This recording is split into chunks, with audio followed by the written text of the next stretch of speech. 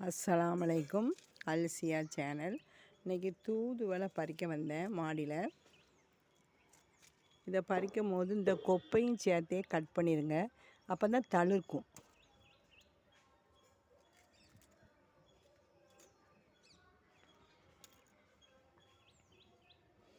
இதிலையே ஒரு பாவைக்காய் விற்று போட்ட வளர்ந்துருக்குது.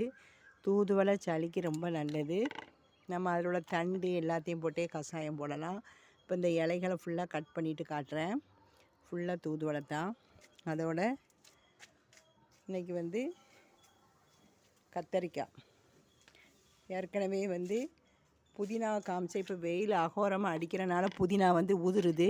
இன்றைக்கி கொஞ்சம் பிரியாணிக்கு புதினா பறிச்சிருக்கேன்.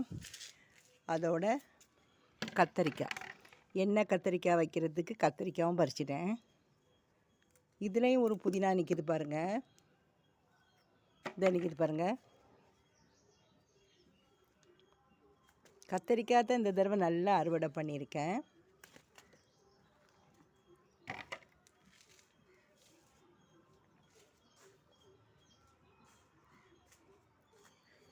இந்த மரத்தில் உள்ள கத்தரிக்காயும் பறிச்சிரும்.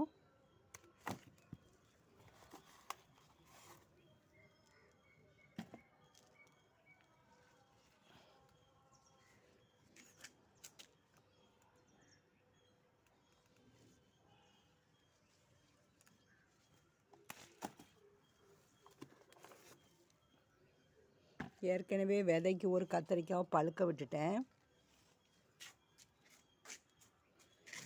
இது கொஞ்சம் பெருசாகட்டும், இல்லைன்னா இதையுமே பறிச்சிரும். முத்திருது, சிலது அப்படியே முத்திருது.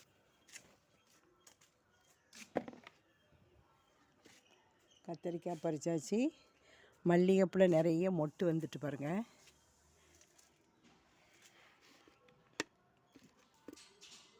இந்த பூவை பறிச்சுட்டு இந்த இதை அப்படியே கிள்ளி விட்டுறணும்.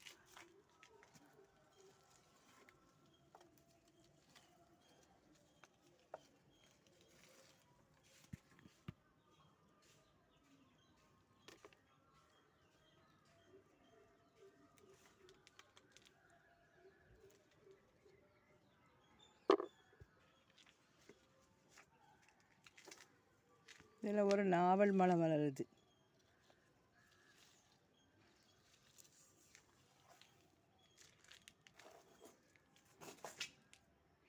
இந்த தடவை நிறைய கத்தரிக்காயும் பொன்னாங்கண்ணி கீரையும் தான் பாருங்கள். கீரையை பாருங்கள். தக்காளி இதை பிடுங்கிட்டு வேறு ஒரு தக்காளி வைக்கணும். அவரைக்காலையும் நிறைய பிஞ்சும் பூவுமாக இருக்குது. அடிக்கிற வெயிலுக்கு எல்லாமே இதாகிடுது.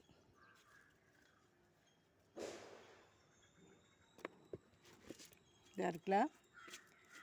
ஒவ்வொரு தடவையும் இந்த துளிர் அப்படியே கட் பண்ணி விட்டுருங்க. அப்போ தான் மொட்டு நிறைய அடிக்கும். பிச்சு போல் இப்படி இந்த துளிர் வர வர எல்லா துளிர்களையும் அழகாக கட் பண்ணிவிட்டு பழத்தோல் பழையிறு அதுதான் நான் வச்சுக்கிட்டு இருக்கேன். இந்த வெயிலுக்கு கரியுது. இப்போ நம்ம புதினா பறிச்சாச்சு, எண்ணெய் கத்தரிக்காய் வைக்கிறதுக்கு இது பறிச்சாச்சு. தூதுவளையை பறிக்கும்.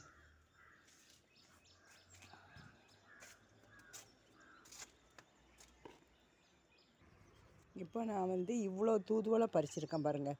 இந்த தூதுவளையை குழந்தைகளுக்கு கொஞ்சம் வெந்நியை ஆற வச்சு அந்த தூதுவளையை மிக்சியில் அரைச்சி சாறு எடுத்து தேன் விட்டும் கொடுக்கலாம், உப்பு போட்டும் கொடுக்கலாம். சளி அப்படியே வெளியேறிடும். அதனால் தூதுவளை எப்பவும் வீட்டில் வச்சுருங்க. பாவைக்காய் பறித்தது போக குட்டி குட்டி பாவைக்காய் கிடக்குதுந்தா. அதுக்கப்புறம் இன்றைக்கி கஷாயம் போடுறதுக்கு துளசியும் நம்ம அப்படியே கிள்ளி கிள்ளி எடுத்துட்டு இதையும் சாறு எடுத்து குழந்தைகளுக்கு கொடுக்கலாம். இது கருந்துளசி. 2 துளசியுமே நான் வச்சுருக்கேன். பச்சை துளசியும் நிற்கிது, கருந்துளசியும் நிற்கிது. இந்த துளசியை பாருங்கள். துளசி, ஓம இலை எல்லாம் வீட்டிலையே நம்ம குழந்தைகளுக்காக வேண்டி வச்சுருக்கோம். ஏன்னா சளிக்கு இது நல்லது. இப்போ ஓமல்லி இலை பறிச்சுக்கிடும். இது ஒரு சிறிய கொப்பு வச்சாலே வந்துடும். இந்த ஓமவல்லி வந்து சின்ன கொப்பு வச்சாலே வந்துடும். மனம் அப்படி வாசமாக இருக்கும்.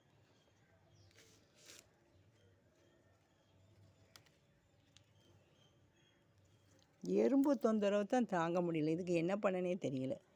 எறும்புகள் தொந்தரவு. இதை லேசாக அப்படி கட் பண்ணாலே போதும், அதுக்கப்புறம் தடுத்துடும். துளசி இன்னும் கொஞ்சம் பறித்து கொடு.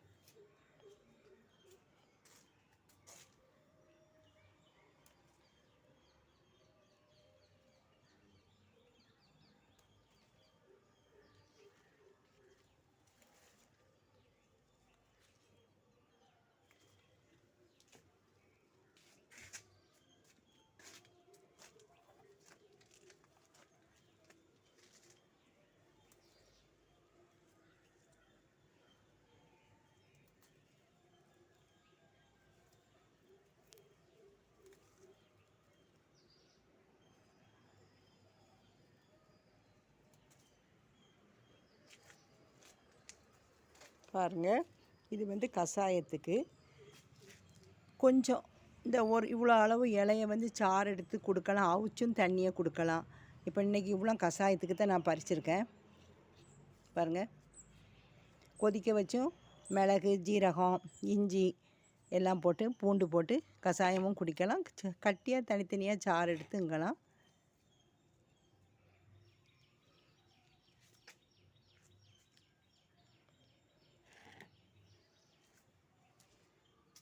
ரொம்ப வெயில் அடிக்கனால புரிஞ்சிடாக கொஞ்சம் கரிஞ்சிட்டு.